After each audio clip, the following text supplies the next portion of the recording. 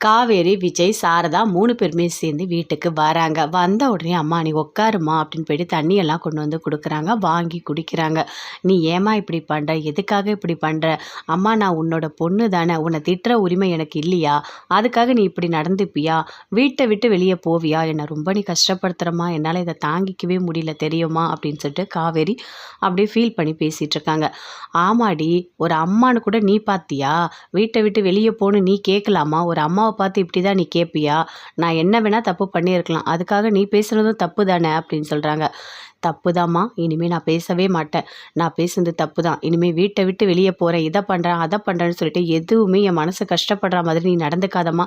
தயவு செய்து நீ நடந்துக்காத. அதை தாங்குற சக்தி எனக்கு இல்லை" அப்படின்னு சொல்லிட்டு காவேரி ரொம்ப ஃபீல் பண்ணுறாங்க. "காவேரி, நீங்கள் ரொம்ப ஃபீல் பண்ணாதீங்க, விடுங்க. அதான் அம்மா வீட்டுக்கு வந்துட்டாங்கல்ல, பார்த்துக்கலாம் எதுவாக இருந்தாலும்" அப்படின்னு விஜய் சொல்கிறாரு. "இல்லைங்க, அம்மா பண்ணது எவ்வளோ பெரிய தப்பு தெரியுமா? என் மனசு எப்படி துடிச்சுது தெரியுமா? நான் எவ்வளோ கஷ்டப்பட்டேன், சுற்றி சுற்றி சுற்றி தேடினேன் தெரியுமா?" அப்படின்னு காவேரி ரொம்ப ஃபீல் பண்ணி பேசிகிட்டு இருக்காங்க. "இங்கே பாருங்க அத்தை, நீங்கள் பண்ணுறது கொஞ்சம் தப்பு தான். என்னதான் இருந்தாலும், எவ்வளோ பிரச்சனை இருந்தாலும் நீங்கள் வீட்டுக்குள்ளேயே அதை முடிச்சிருக்கணும். வீட்டை விட்டு வெளியே கொண்டு போகிறது அது கொஞ்சம் கஷ்டம்தான்" அப்படின்னு விஜய் சொல்கிறாரு. சொல்லிவிட்டு, "அத்தை எனக்கு டைம் ஆகுது, நான் போயிட்டு வரேன். காவேரி நீ பார்த்துக்கோ" அப்படின்னு சொல்லிட்டு விஜய் அங்கேருந்து அப்படியே கிளம்பி போகிறாரு. அப்படியே சாரதா ஃபீல் பண்ணிகிட்டே உட்காந்துட்ருக்காங்க. அப்போ காவேரி கேட்குறாங்க, "இங்கே பாரும்மா, நான் பண்ணது தப்பு தான். நான் போய் உனக்கு சாப்பாடு ஏதாவது கொண்டு வரேன்" அப்படின்னு சொல்லிட்டு போயிட்டு சாப்பாடு கொண்டு வந்து கொடுக்குறாங்க. அப்படியே சாப்பாடு "சாப்பிடுமா" அப்படின்றாங்க. "எனக்கு எதுவுமே வேண்டாம், என்னை கொஞ்சம் அமைதியாக விடு" அப்படின்னு சொல்கிறாங்க. "இருமா, நானே உனக்கு சாப்பாடு ஊட்டி விடுறேன்" அப்படின்னு சொல்லிட்டு காவேரி சாப்பாடு ஊட்டி விடுறாங்க. அப்போ சாப்பிடும்போது சொல்கிறாங்க, "இங்கே பாரு காவேரி, நான் உன்கிட்ட பேசுகிறேன்னு நீ நினைக்காத. நீ விஜயை கல்யாணம் பண்ணிக்கிட்டா நீ நல்லா இருப்ப காவேரி, எனக்கு தெரியும். ரொம்ப ரொம்ப தங்கமான பையன். நீ மிஸ் பண்ணிடாத காவேரி. நான் உன் நல்லதுக்கு தான் சொல்கிறேன். எந்த ஒரு பொண்ணும் நல்லா இருக்கணும்னு சொல்லிட்டு தான் அவங்க அம்மா நினைப்பாங்க. கெட்டு போகணுன்னு யாருமே நினைக்க மாட்டாங்க. நீ ஏன் காவேரி என்னை புரிஞ்சிக்கவே மாட்ற? கல்யாணம் ஆனவனுக்கு கல்யாணம் பண்ணி கொடுக்குறேன்னு நீ கேட்குற.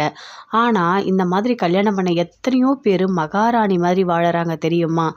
அது நல்லா தான் இருக்கும். இவர் நல்லவர், ஏதோ அவங்க ஒய்ஃப் இறந்துட்டாங்க. அதுக்காக இவர் கெட்டவர் ஆகிடுவாரா? எனக்கு பார்த்த உடனே இவங்க நல்லவங்க, இவங்க கெட்டவங்க எல்லாமே எனக்கு தெரியும். இந்த தம்பியை பார்த்த உடனே எனக்கு பிடிச்சிடுச்சு. அம்முவை பார்த்தியா, சின்ன குழந்த, பாவண்டி. நாமெல்லாம் இருந்தால் நல்லா பார்த்துக்கலாம். அதுக்காக தான் நான் சொன்னேன். அதுக்குள்ளே நீ என்ன கெட்டவளாக மாற்றி நான் தப்பாக நினைக்கிறேன்னு சொல்லிட்டு நீ பேசிகிட்ருக்க" அப்படின்னு சாரதா சொல்கிறாங்க. "சரிம்மா, எனக்கு கொஞ்சம் டைம் கொடு, நான் யோசிக்கிறேன். நான் யோசித்து விஜயை கல்யாணம் பண்ணிக்கலாமா வேண்டாமான்னு கண்டிப்பாக ஒரு நல்ல முடிவாக நான் எடுக்கிறேம்மா" அப்படின்னு காவேரி சொல்கிறாங்க. "சரிடி, நான் உனக்கு டைம் தரேன், ஆனால் நல்ல முடிவாக எடு, சரியா?" அப்படின்னு சொல்கிறாங்க. "கண்டிப்பாக நான் சொல்கிறேம்மா" அப்படின்னு சொல்லிட்டு காவேரி அப்படியே ரூம்குள்ளே போகிறாங்க. போயிட்டு அப்படி யோசித்து பார்க்குறாங்க. விஜய் பண்ண நல்லது எல்லாத்தையுமே யோசித்து பார்க்குறாங்க. ஒரு அவசரம்னா உடனே ஓடி வராரு. நான் எவ்வளோ திட்டினாலும் அதை பெருசாக எடுத்துக்க மாட்றாரு.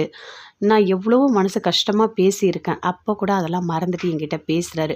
அப்போ விஜய் நல்லவராக தான் இருக்கணும். சரி, நம்ம கல்யாணம் பண்ணிக்கிட்டா என்ன அப்படின்னு யோசிக்கிறாங்க.